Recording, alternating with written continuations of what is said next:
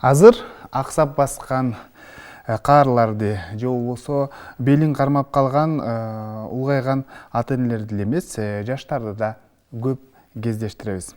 Алардын жанын кейиткен муун оорулары. Полиартрит, көп муундун сезгениши бүгүнкү чыгарылышыбызда айтылат. Саламатсыздарбы? Бул Илим Билим каналы Ден соолук программасы. Аны мен Сейит Амираев алып барам. Ардактуу телекөрүүчүлөр, дал ушул 40 мүнөт бою тема боюнча эгерде сиздерде кандайдыр бир суроолор жарылса, сөзсүз түрдө байланышка чыксаңыз болот. Байланыш үчүн телефондор 032 22 код аркылуу 721 55 жана ошондой эле WhatsApp номери дагы иштейт. 0508 87 88 97 номер. Анда студиянын кадырлуу конокторун мен сиздерге тааныштырсам.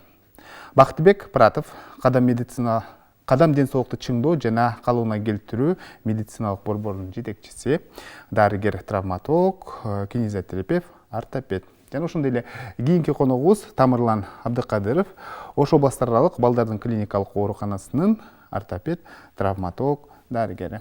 Жана шаарыбыздын тургундары алыскы чоң алай жергесинен дагы Ден соолук программасынын көрүүчүлөрү студиябызга келип отурат. Саламатсыздарбы? Студиябызга кош келипсиздер. Эң алгач айтсаңыздар, мына ушул муун оорулары дегенде биз кайсы илдеттерди билишибиз керек?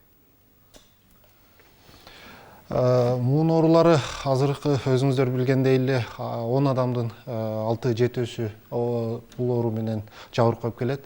Эң эле көп кездешүүчү бир оорулардын бири болуп, муун оорулары азыркы учурда жаштардан өтө да жаш кез учурунда деле кездешкен бир абалдар болуп атат да. Негизинен муун оорулары бул келтирип чыккан бул негизги бир причиналар, бул ага өтө көп айтсак болот. Негизгилер бул инфекционный деп коет, кандайдыр бир инфекциялык оорулардан негизинде. Андан кийин муун оорулары ошол эле травманын негизинде, көп салмактуулуктун, ошондой эле эндокриндин бузулуусунун негизинде бул муун ооруларын келип чыгарат.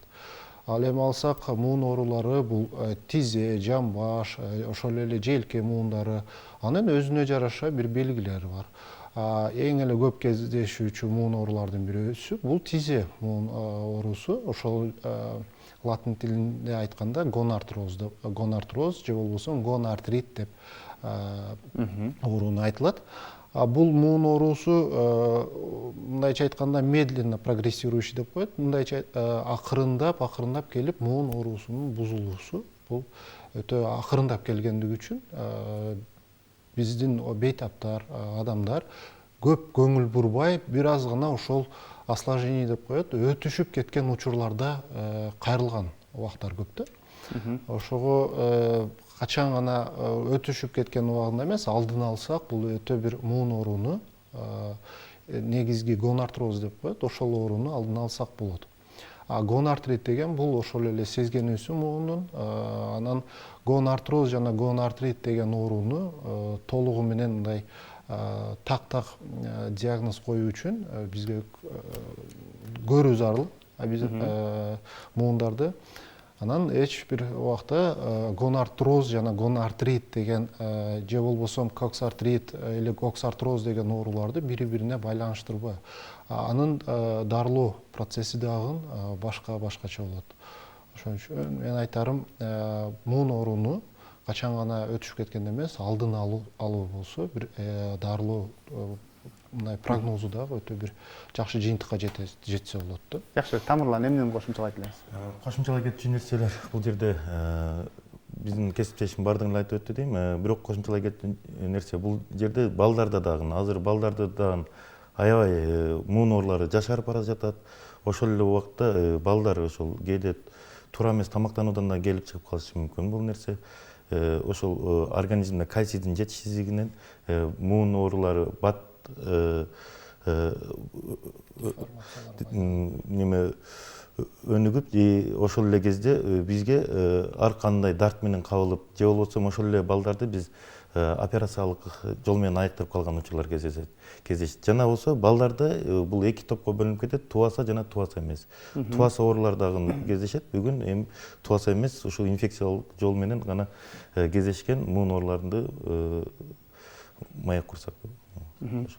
Жакшы, чындыгында жогоруда айтып өттүңүздөр, менин сөзүм тастыктап, ушул соңку убакытта жаштар көп кабылдат деп. Мурда бул муун ооруларын көпчүлүгү каарылыктын оорусу деп дагы айтып келишкен десем болот да. Эмне үчүн бүгүнкү күндө ушул муун ооруларына адамдар көп чалдыгып атат? Мунун бирден бир себептери эмнеде деген дагы суроо жаралат. Туура мындай жакшы суроо. Бунун жообу азыркы учурда адам ошол эле оору, муун оорулары жашарган себеби бул ооруга 40 жаштан кийин аял кишилер 40 жаштан кийин ооруса, эркек кишилер 50 жаштан жогорусу ооручу. Азыр 30 жашта, 25 жашта деле ошол тизе муун оорусу, жамбаш оорусу жана башка оорулар менен жабыркап келгенин себеби азыркы учурда ошол жеген тамактарыбыздын консерванттардын көбөйгөнү, туура эмес тамактануунун эң негизги бир причиналары. Андан сырткары аз кыймылдуулук. Аз кыймылдуулук, көп салмактуулук. Ошол эле аз кыймылдуулук алып келет көп салмактуулукка. Адам семирип бир муундарга өтө бир чоң бир жүк сыяктуу, нагрузка сыяктуу болуп, ошол эле аз кыймылсыздык бул эндокриндик бузулууну алып келет. Ошонун негизинде баары азыркы өзүңүздөр билгендей адамзаты техниканын өнүккөн сайын бул көптөгөн органдарды, көптөгөн бир ооруларды алып келген. Ошонун негизги бирөөсү бул муун оорулары. Бул деле аз кыймылдуулукту бир себеби деп ойлойбуз да. Себеп дегенде дагы анатомия физиология жагына бир көңүл буруп карасак, анатомия физиологияда муун оорусу кемирчек, ошо гиалиновый хрящ деп коет. Анын ичинде жана эки муунду бөлүп турган бул кемирчектер болот, жана мениск деп коет. Анын айланасында муунду кармап турган булчуң связкалары, андан сырткары көптөгөн булчуңдар, ошол эле тизени айтып кетем азыр. Булчуң системалары бар. Эгерде булчуң системасы аз кыймылдап, ошол эле муун аз кыймылдаса, жамбаш мууну, тизе мууну аз кыймылдаса, муундун суюктугу аз бөлүнүп, ошол эле муун, мындайча айтканда, тамактануусу, зат алмашуу процесси бузулат. Жана ошого способствующий фактор деп коет, башка бир факторлор, булар ошол аз кыймылдуулук, эндокриндик бузулуусу, туура эмес тамактануусу, ошол сыяктуу факторлордун негизинде бир оору пайда болуп атат да. Жакшы. Жаш балдар арасында айтып өтсөңүз, Тамырлан мырза, негизи жаш балдар эмнеден улам кабылат? Анан туулганда деле ушул муун ооруларына кабылган учурларда кездешүүдө деп айтып калдыңыз да. Мындай түшүндүрүп берсеңиз. Түшүндүрө кетсек, жаш балдардын кезигүүсү бул тубаса болгондо бул тубаса жамбаштын чыгуусу же болбосо район вывих бедра деп коет. Бул бир тараптуу жана эки тараптуу. Статистикага таянып кетсек, ошол эле мурдагы эски биз СССР убагындагы литератураларда, адабияттарда бул оору 1000ден 6 балага чейин деп берилген. Азыркы адабияттарда болсо 1000ден 20 балага чейин жетип жатат. Бунда эле ошол энелердин биринчи кош бойлуулук кезиндеги туура эмес тамактануусу, ошол эле энелердин ошо кош бойлуулук кезинде ар кандай инфекциялык оорулар менен оорусу дагы алып келип жатат.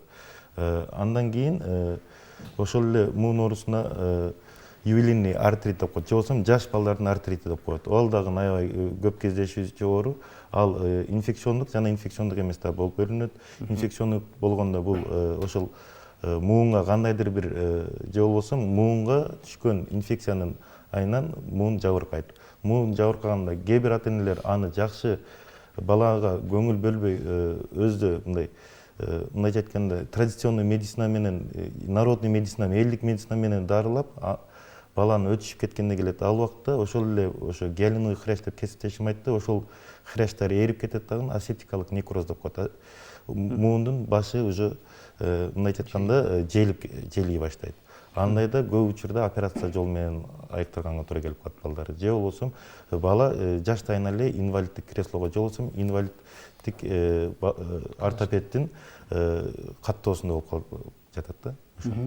Жакшы, сиздерге келген бейтаптарды кантип аныктайсыздар оорусун? Ушул боюнча айтып, балким көрсөтүп бересиздер, Бул жака биздин Султан абаны балким бул жака жаткырып, текшерип берсеңиз. Бул жака келип жатсаңыз, азыр бул аксакалыбыз Султан абабыз алыскы бир Дары Откоргон Чоңалай районунан келип бизде дарыланып жатат. Бул негизинен бул абанын өтө көп бир оорулары бар, муун оорулары. Ошол эле башыңызды койсоңуз. Муун оорулары негизинен бизге келгенде бул аксакал бир 6 ай 7 ай алдын инсульт кечирип, андан кийин инсульттун негизинде адамдар өзүңүздөр билесиздер, инсульттан кийин көп убакытка чейин төшөктө калгандыгы үчүн ошол эле муундары иштебей, негизги өзү муун, кайсы бир муун болбосун, жамбаш мууну, тиже мууну болбосун, бир жумада бир жумалык кыймыл аракет жок болсо ошол эле муунда ал өзүнүн 60% чейин өзүнүн объемун жоготот. Бул дегени муундардын кыймылдоосу начарлайт. Ошол эле ошонун негизинде кыймыл аз болсо, ошол эле суюктуктар аз бөлүнүп, муундун суюктуктары жанакы кемирчектер жейилип, анан гонартрит, андан кийин гонартроз деген жана коксартроз деген оорулар. Эң негизгиси бул желке муундары, плечелопаточный периартрит, андан кийин кыргызча айтканда синдром замороженной плечи деп коет. Бул кыргызчасы тоңуп калган желке, мындайча муздап калган желке. Себеп кыймылдабай калат да. Ошону алдын алуу үчүн биз реабилитация жолу менен, инсульттан кийинки реабилитация, ошол муундары кыймылдап турушу үчүн, муундарын сактап калуу үчүн реабилитациялык жол менен лечение алатабыз. Бул калыбына келтирүү деп айтылат. Ар бир муунду негизинен бейтап келгенде биз толугу менен муундарны толук карап чыгабыз. Кайсы муун кандай даражада, ар бир муундун өзүнүн даражалары болот. Бул бүгүлмө, ачылма жана сырткы кыймылдары. Ошого карап биз диагностика кылабыз. Азыр бул жерде аба келгенде бүт муундары келгенде могул желке муундары мына толугу менен иштебей турган болчу. Азыр бир аз уже жакшы кыймылдар пайда болуп калды. Бул желке ушул учурда желке муунунда кыймылы аз. Карматканда мына ал өзүңүздөр көргөндөй бейтап мына ооруну сезип атат. Себеп дегенде муун оорусуну дарылоодо рентген жана томография жолдору менен аныкталат. Бирок эң негизгиси бул миофасциалдык дарт диагностика деп коет, миофасциалдык диагностика. Бул эң негизгиси ар бир ортопед билүүсү зарыл. Себеп дегенде булчуң системасы жана сөөк системасы бири-бирине байланышы бар. Себеп эгерде биз рентгенде кандайдыр бир кемирчектин жейилүүсүнү көргөнүбүз менен булчуң системасыны толук дарт аныктамасын кое албасак, ал бир жаңылыштык болуп эсептелинет. Ошон үчүн ар бир муунду өзүнчө бир мындай диагностика жолу менен байкап көрсөк болот. Азыр мына ал жерде көрүп атасыздар, колу толук көтөрүлбөйт. Ошол эле желке муундардын айланасындагы булчуңдар толугу менен катып калган. Бүт денесиндеги булчуңдар көп убакытка чейин жаткан оорулуу адамдар инсульттан кийин, кандайдыр бир операция болгондон кийин көп жаткан учурларда ошол денедеги булчуң системасы иштебеген негизинде ал тез эле өзүнүн мындай чоюлчактыгын, өзүнүн күчүнү жоготот. Андан кийин ошол өзүнүн аткарып аткан функциясын жоготкондон кийин ал бири-бири менен булчуңдар бири-бири менен жабышып, ошол катуу бир булчуңга айланат дагы, ошол муундардын иштешине толук бир мындай тоскоолдук берет. Азыркы учурда мына көрүп атасыздар, тизеси толугу менен келгенде биз бейтап после инсульттан кийин келгенден кийин муундары жакшы бүгүлбөчү. азыр ушу реабилитациянын мына бир 6-7 сеанстан бери алып атат. Мына толугу менен тизелери бүгүлө баштады. Ага чейин мына жамбаштарыны толугу менен көрө баштайбыз. Ушинтип толугу менен биз диагностикадан өткөрөбүз. Кандайдыр бир патологияны билген болсок, аны өзүнө жараша же оперативдик жол менен, же болбосо консервативдик. Эң негизгиси бул консервативдик жол. Бул консервативдик жол бул муундарга негизги бир жардамчы болгон дарылоосу бул лечебная гимнастика же болбосо дарылоо мындай кыймыл аракеттин жардамы менен бир аяктырса болот.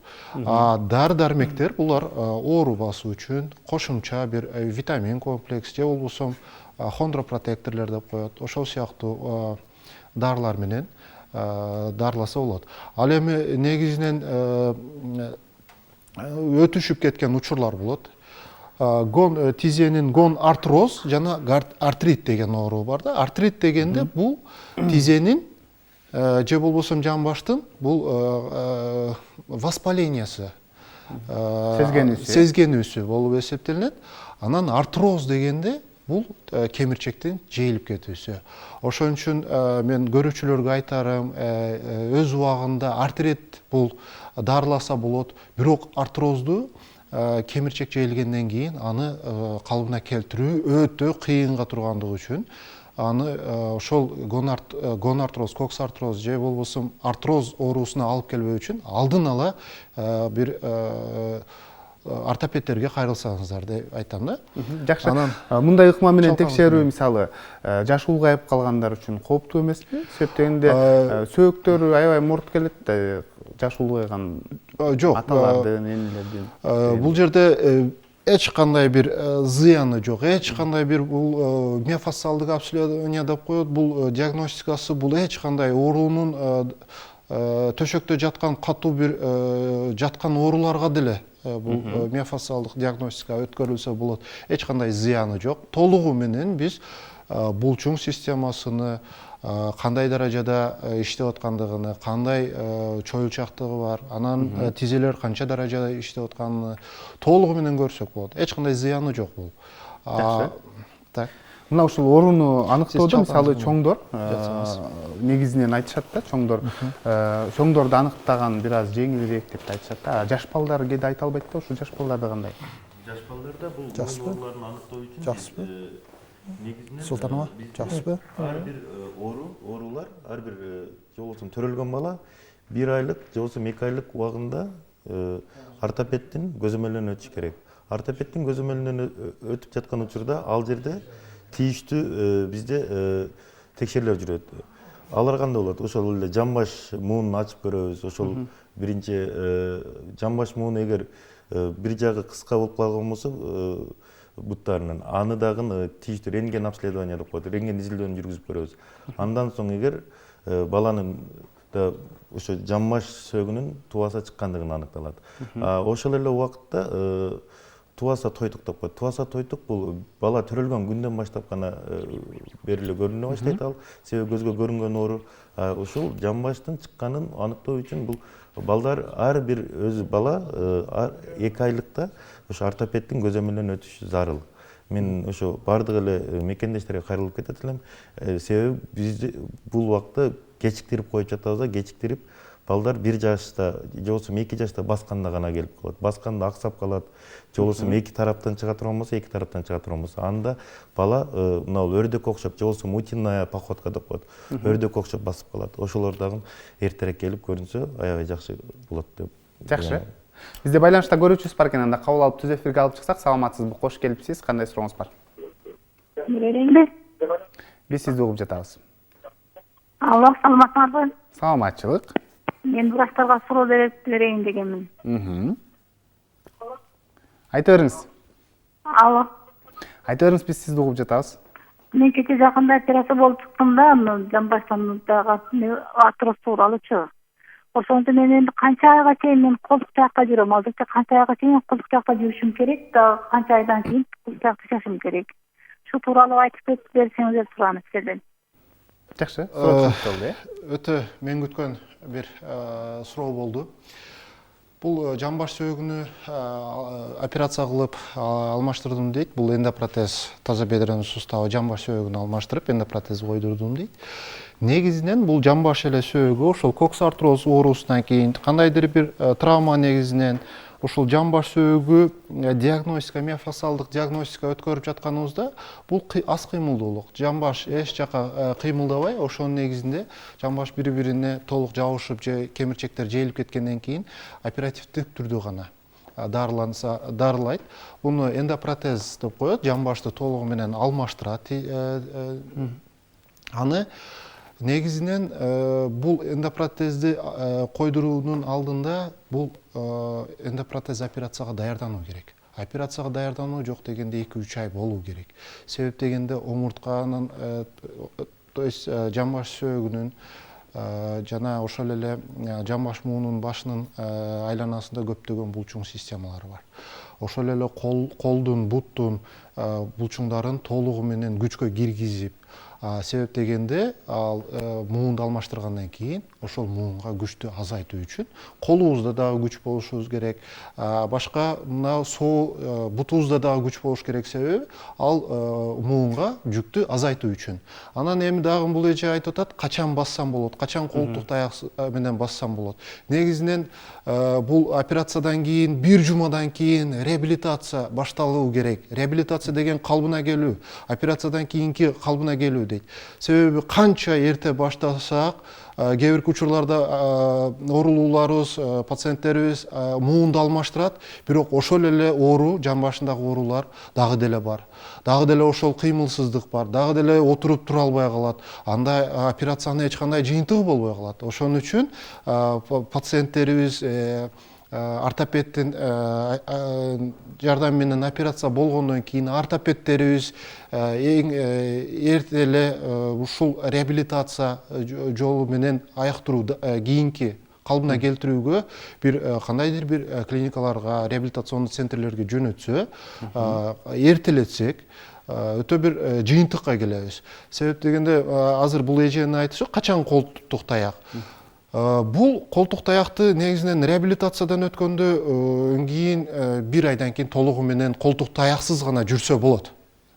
Эгерде реабилитация өтпөй, бейтап дагы деле ошол жерде жатып, эч кандай кыймыл аракетсиз болбосо, бул жыйынтык дагы деле 1 жыл болобу, 2 жыл болобу жыйынтыгы болбойт. Дагы деле колтук таяк менен жүрүп калат.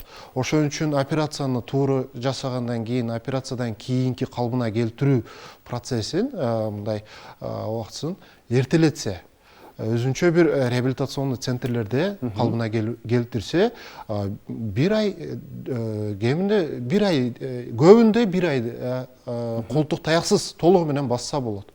Аны биз толугу менен көзөмөлдөгөнгө азыр жаңыдан центрлер ачылган. Жакшы. Кийинки көрүүчүбүздү кабыл алып түз эфирге алып чыгабыз. Саламатсызбы? Кош келипсиз. Кандай суроңуз бар? Жакшыбы? Урматтуу көрүүчү. Балдар, менин бутум сынганына бир 3-4 жыл болуп калды да. Ушул эми мына 2 айдан бери ошол сынган, кызыл ашыгыма сынган эле ушул 2-3 айдан бери сыздатып оорутуп, жамбаш сөөгүмө тартып ооруп атат да. Ушуну кандай кылсам болот экен? Алдын алуу рахмат балдар. Жакшы, кыскача айтсаңыз, Айтсам, ошол эле кызыл ашыгым сынып, андан кийин жамбаш сөөгүм, тизе муундарым ооруй баштады деди. Жана айткандай эле 3-4 жыл. 3-4 жыл болду дейт. Ооба. Себеп дегенде ал эже кызыл ашыгы сынгандан кийин ал бутуна жүктөлүүнү азайткан, ал бутуна кыймылды азайткан. Ошонун негизинде бул биздин тапаныбыз үйдүн фундаменти сыяктуу бир функциясы бар да. Бирок тапаныбыз эң негизгиси бул амортизация функциясын аткарат. Ошол эле машиналардын рессор сыяктуу амортизация функциясын аткарат.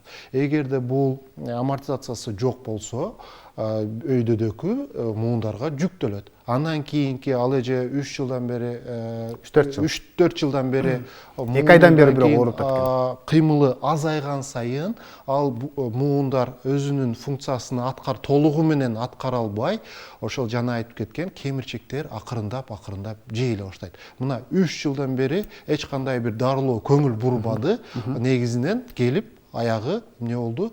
Башка муундардын бузулушуна алып келди. Ошон үчүн алдына алса жакшы бир болот дейм.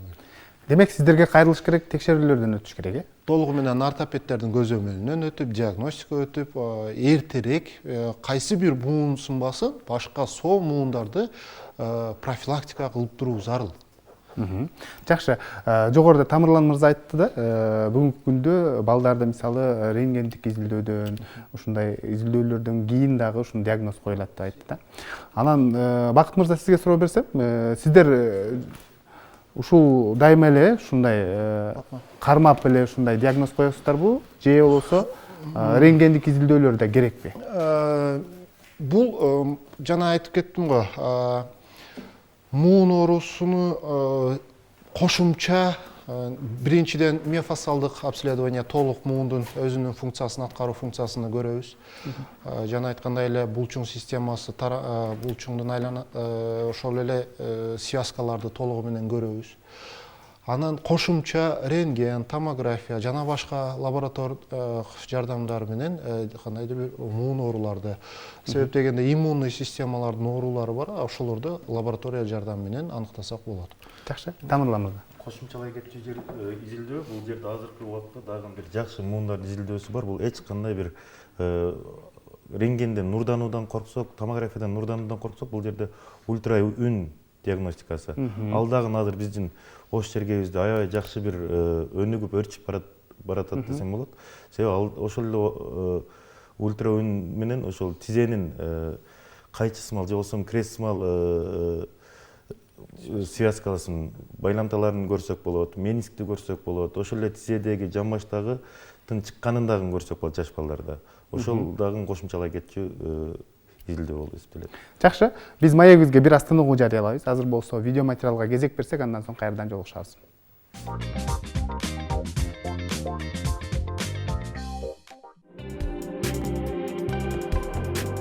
Адамдар жаракат алган кезде оор нерселерди көтөргөндө муун аралык кемирчектер жарылып кетет. Андагы нерв тамырлары менен кан тамырлары кысылып калат. Натыйжасында зат алмашуунун бузулуусунан муун оорулары пайда болот. Муун ооруларынын бир канча түрлөрү бар. Мисалы артрит, артроз, коксартроз, остеоартроз, подагра жана башка.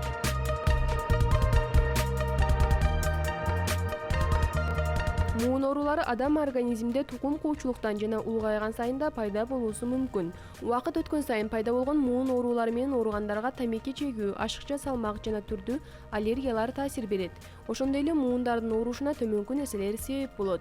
Мисалы сөөктүн сынышы, инфекция, муун кызматынын начарлашы, муундардагы кемирчек майынын түгөнүшү, жаракаттын кесепетинен сынган сөөктөрдүн туура бүтпөй калуусу, ревматологиялык оорулар, экологиялык абалдын начарлыгы, жеген тамак аш менен ичкен суунун сапатсыздыгы, кыймыл аракеттин аздыгы жана ашыкча салмак.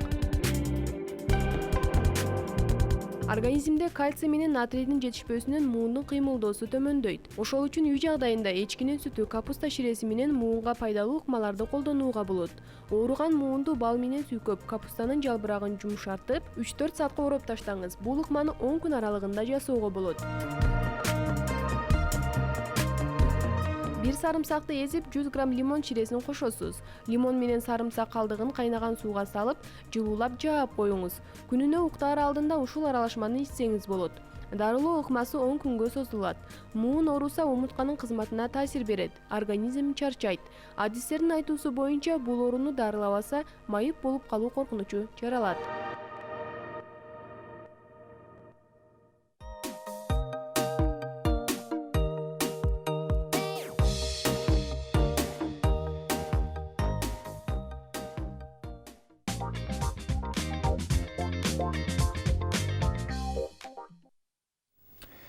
Сиздер Ден соолук программасына ортоктош болуп жатасыздар. Ардактуу теле көрүүчүлөр, бүгүн биз муун оорулары жөнүндө маектешип жаткан кербезибиз.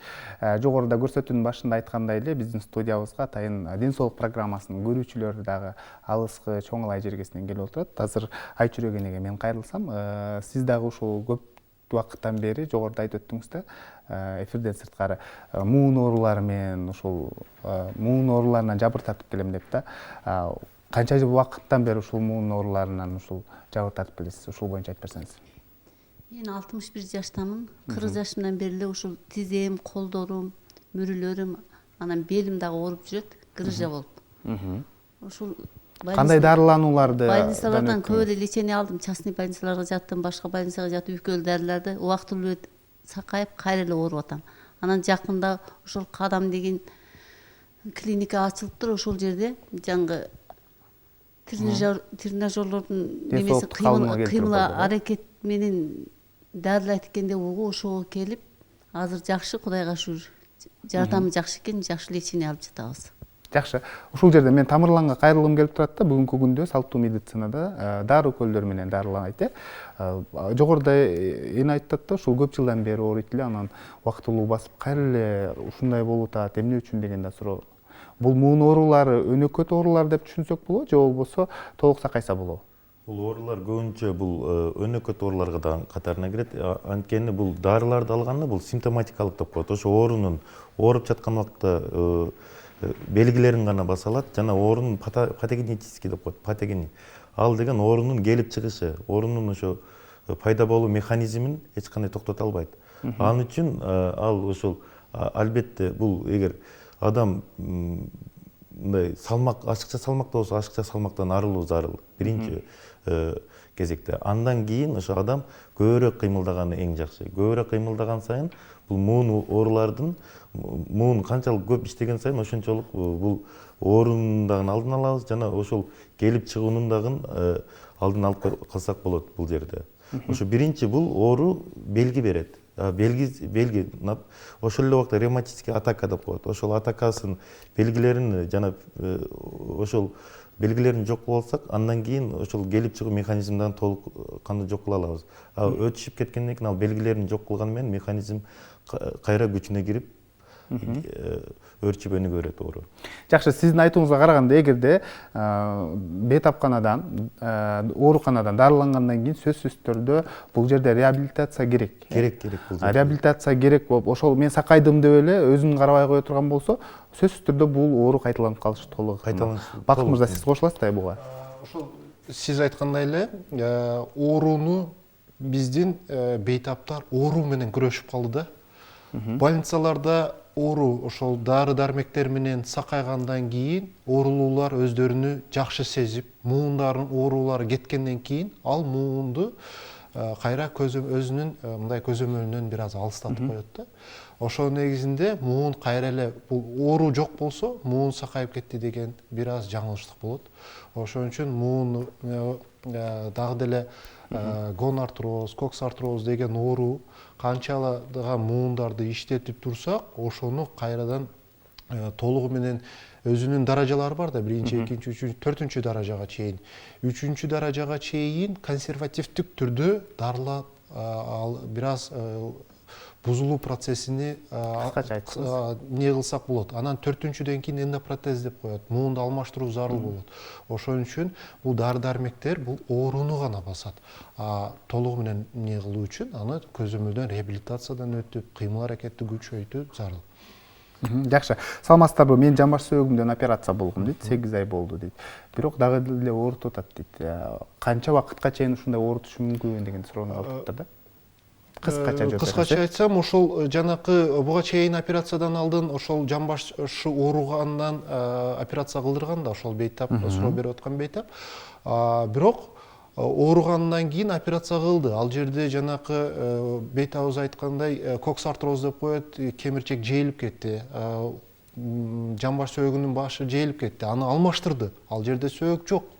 Анан эмне ооруп атат деген суроо туюлат. Себеп дегенде сөөгү жана кемирчек бул оорубайт. Оорубай эле жейилип кете берет. Күн өткөн сайын, жыл өткөн сайын жейилип толугу менен иштен чыга баштайт. Дагы деле эндопротез койдум. Бирок оору бар дегени, бул деген ошол эле муундун айланасындагы булчуң системасынын толугунан иштебегенинен, ошол эле кыймыл аракеттин аздыгынан. Кыймыл аракет керек, туура кыймыл аракеттин жардамы менен реабилитациядан калыбына келүү зарыл бул. Жакшы. Тамырлан, сизге ушул муун ооруганда дейт, кандай витаминдерди ичсек болот дейт. Бул жерде азыр сиз эгерде бул витамин десеңиз, мисалы көрүүчүлөрүбүз өз алдынча эле иче баштаса керек деп ойлойм да. Муун ооруганда биринчиден бул дарыгерге кайрылуусу керек. Себеби бул муун оорунун аныктап алсак, андан кийин тийиштүү дары дармектер. Бул дарыга эч качан кайтпайт дегенде деле туура эмес. Бул жерде инфекциондуктар, инфекциондук ревматоидный артрит деп коет.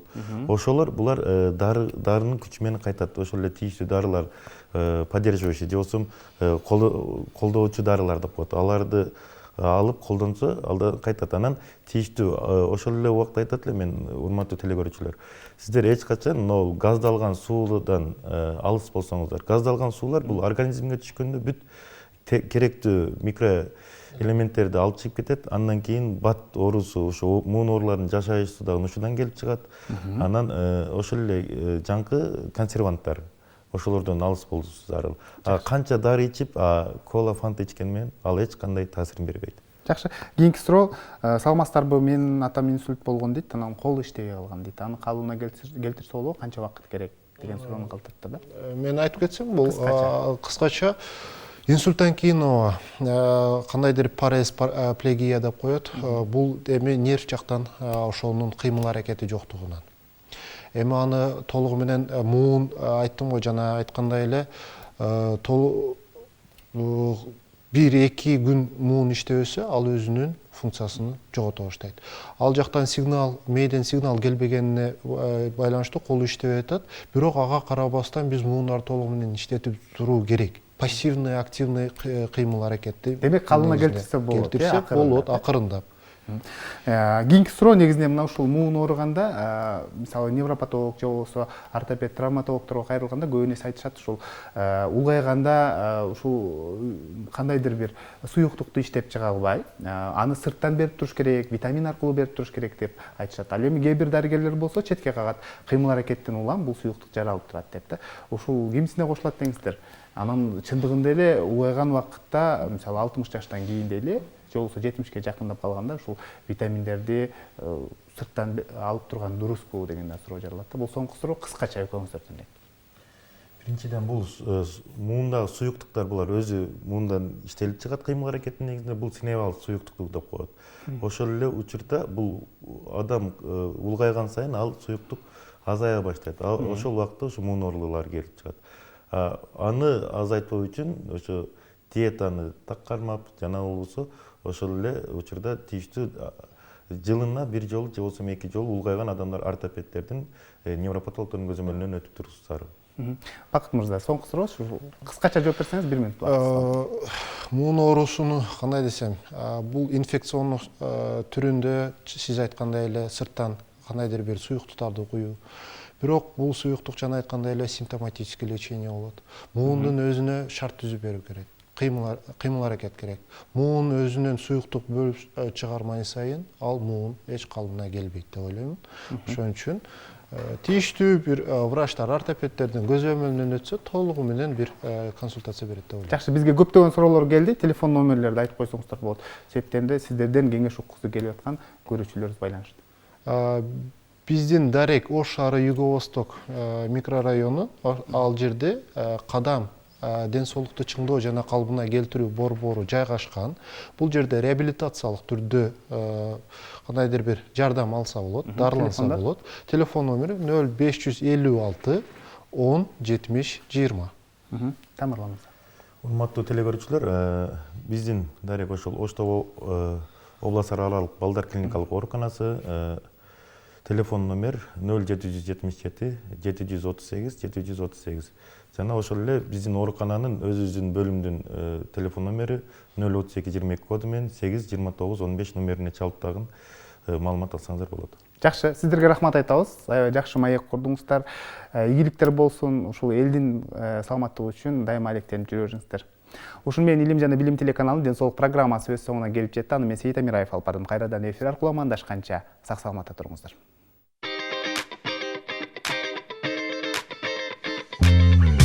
Thank you.